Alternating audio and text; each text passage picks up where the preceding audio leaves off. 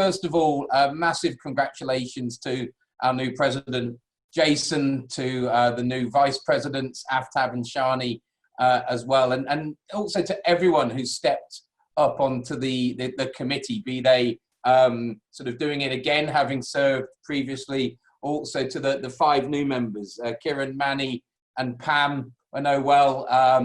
I was reflecting as well, Sajid, that I think I'm coming over to see the school on Friday, and I think the last time I was at the school, you were in a different building, and it was about 9 or 10 years ago when I vaguely remember Mark Albrighton was still an Aston Villa player. So it was a long, long time ago. But we don't look any older, which is a good thing. And obviously Sally, who worked very closely with me at Aston Villa as well, has done a brilliant job at Amplify now and is a real superstar in our city. You know, and the reason why, you know, it's so important, the committees and vice presidents and president, and Jason touched on this actually in his speech there, was around that civic duty, the civic role, because chambers only exist and only thrive because people get involved, they step up, they want to give back, and they kind of want to do so with that generosity of spirit where they just trust that, yes, you know, that they will get something back in return, but actually it's all about giving, and you build those bonds and you build those relationships, and that's what you're all doing. So thank you so much for that. You know, myself and the team and the board at the chamber never stop appreciating and valuing that, and that's the collective. Then we come together and we go out there and we fly the flag and we sort of drive this forward. The chamber is a force for good. We're here to help and support businesses, and you know, the more we can bang that drum, the more we can get people who aren't involved to take a look and to get involved, then the whole collective becomes stronger and we can make an even greater positive difference. So thank you all so much. This is the point where the reason why Kazim sat in that backdrop is because ideally, when I click my fingers now, he should beam up. So we'll see.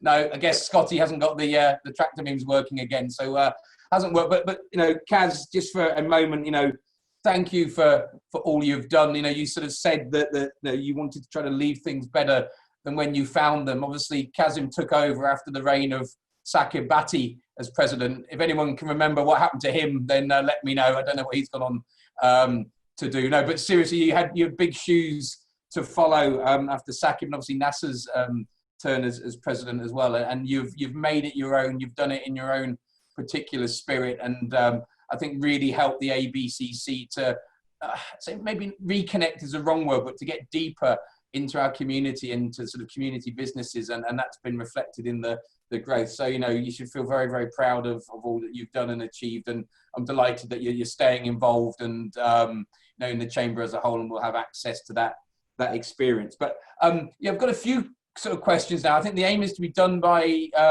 11:45, isn't it, Anjum? So cut me off as and when, but please do use the chat if you've got questions for Jason that I don't touch on. Then this is a nice little opportunity, and I've got a couple for the vice presidents as well. But Jason, just to start off, I just wanted to sort of reflect on the fact that it's been a really momentous 12 months for yourself and your family, and you know, you outlined the sale of the business and the buyback there, but you know, there was a really significant transaction. Obviously, East End Foods is so well known in the region, you know, and you know, your family are. But just give us that update of where things are right now, and how that whole sale process went for you, because I think you're sort of in a really sort of strong position now. But it's just a few moments, I thought, so that everyone's aware of exactly what has gone on and how bright the future does look.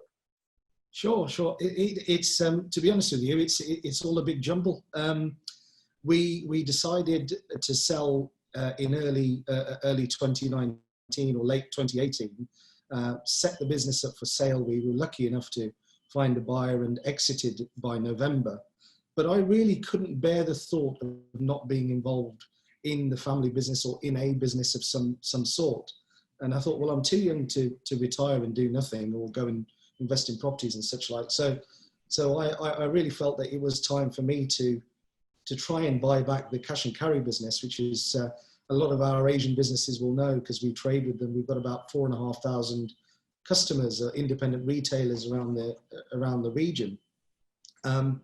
and I started working on the buyback of the business, because the purchaser was more interested in the East End brand rather than the wholesale business. Now, I think it gives me a really good opportunity to grow this business, and I think that the independent shopkeeper or independent retail trade has got a hell of a lot of a bright future for the next 10, 15 years. So we're right at the centre of that, and historically that's the business I've run, and I look forward to it. Great. And is it true then that going forward, it's a stipulation that all those 4,500 customers will have to join the ABCC before you'll sell anything to them? Maybe we can take that offline, yeah, but it seems like a golden opportunity there, doesn't it? You guys are twisting some arms right now as we speak. And it was, and I did know this, but I'd sort of forgotten it, but that obviously, the business and then your family had been involved as founding members of the IAB, and that history and heritage and the involvement that you've had over the years has been absolutely fantastic. I mean, in stepping in as president now, and we're in the middle of a global pandemic. We had the updates from number 10 yesterday, and while we're progressing through, we are seeing the economic recovery happening. It's clearly going to be a bumpy road for a period, and that brings all sorts of challenges and pressures on everyone, doesn't it? And obviously filters into business. But do you have sort of particular aims and goals for the next couple of years, and sort of your mark that you want to leave on the ABCC? Well, I think just going back to what I said earlier about the Asian diaspora being 4% of the population but contributing 9% of the GDP speaks volumes about what we have to offer to this country and what we have to offer to society generally. And if anything, I think that just raising that point to the powers that be down in Westminster, and bringing everyone together to say, we've got a lot to offer, and we can really do a lot for this country. The next few years are going to be very tough in business. So I think just sticking together and trying to gain that momentum in that, how do we create the opportunities with what's going on around us? I think that for me would be the core. And that's those conditions are actually when, the chamber is more important than ever, isn't it? Yeah. Because, so you've got to sort of come together, and it won't be easy, and you can lean on it for practical support and advice, and emotional support and advice as well, for that sense of sort of kinship that exists. I know that one of the other roles that you have is that you're chairing the West Midlands India Partnership, which is sort of a relatively new initiative, and there's great crossovers and synergies there. Just tell us a little bit about that, and I'm sure you've had some reflections around where the ABCC can play a key role in that particular initiative. Well, there's a massive synergy between the ABCC and the West Midlands India Partnership. What I've seen is that there's a lot of businesses wanting to invest in England, in the UK, and there are a lot of West Midlands businesses that want to go and do some business in India. So what we're trying to do is bring the connection between the best of the West Midlands and the best of India. We've recently seen a company called TVS have taken over Norton Motorcycles. Again, following Jaguar, following the Tata involvement, Warwick Manufacturing Group, this is all building on the kind of already strong foundations of the India-England partnerships. And I think that's the aim of the West Midlands India Partnership, is to open the doors to those opportunities. Yeah, great. Well, look, I know that everyone will be chomping at the bit to play a role in that, and also to keep exploring other partnership opportunities around the globe. And the Chamber's geared up with our various different links with DIT or Commonwealth, transatlantic chambers can all play a part. And just finally, you've got a fantastic committee here to work with you. It's a proper Rolls-Royce committee, and I look at the names and the individuals.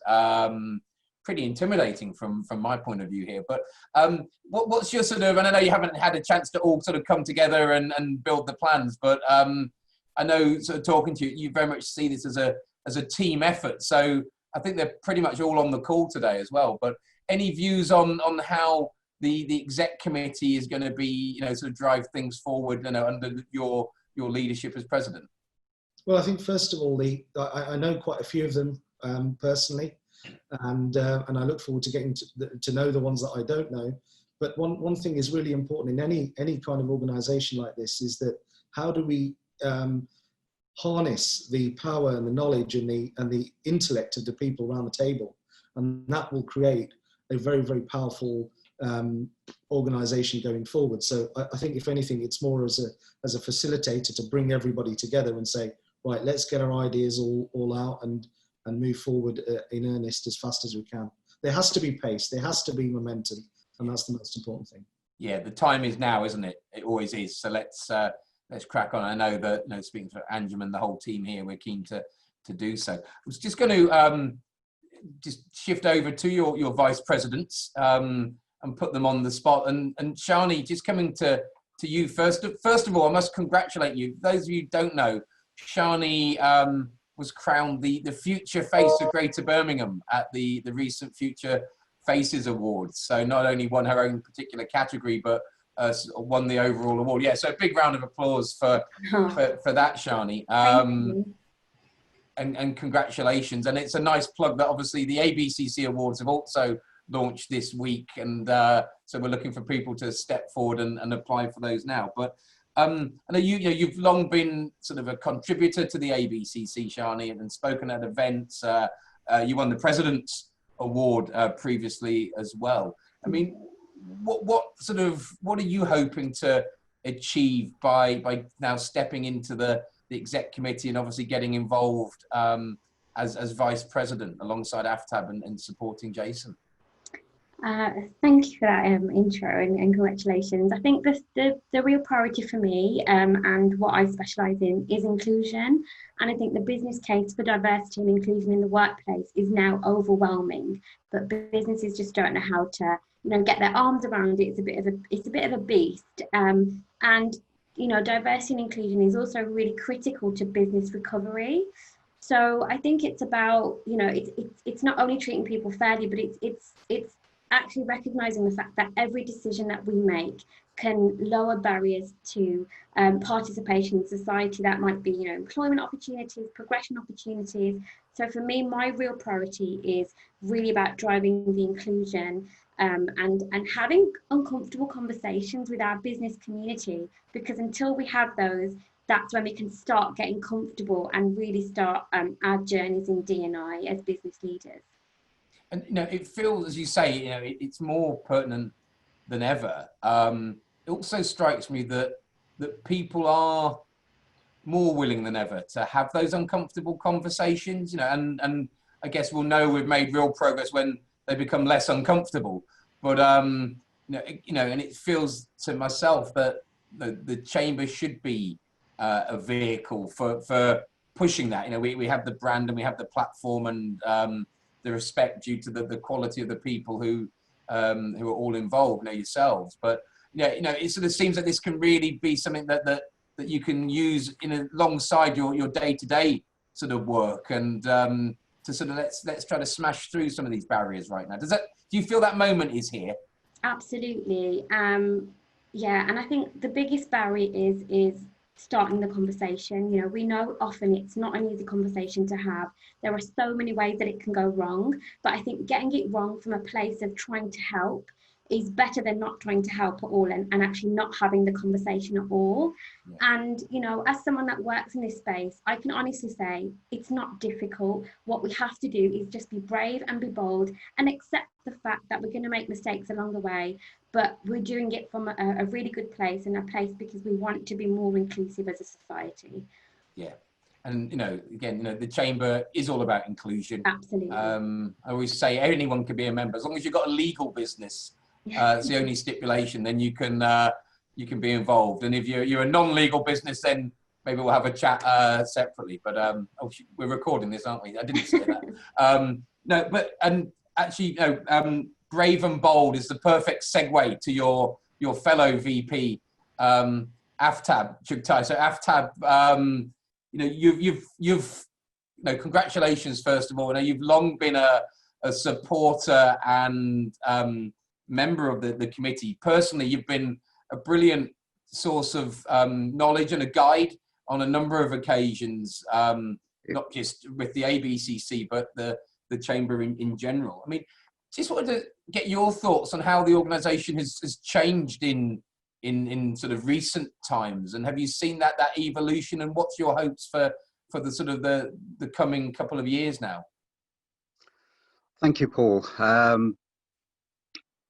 The organisation, I think I first got involved back in the late 90s.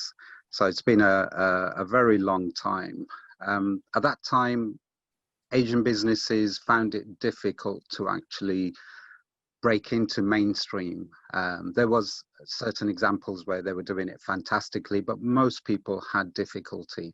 And I think the Chamber done a very brave thing at the time and bought this division, the Institute of Asian Businesses at the time. And that started to give a voice and a platform for these small businesses.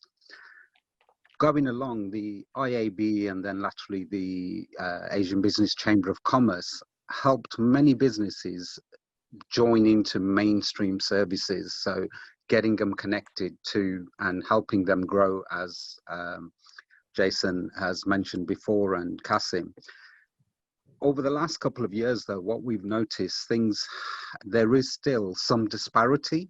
So if we looked at the diversity and inclusion agenda, there was issues where businesses just didn't know what they needed to do. And I think the Chamber and the ABCC with their diversity and inclusion pledge have been absolutely fantastic in building those bridges.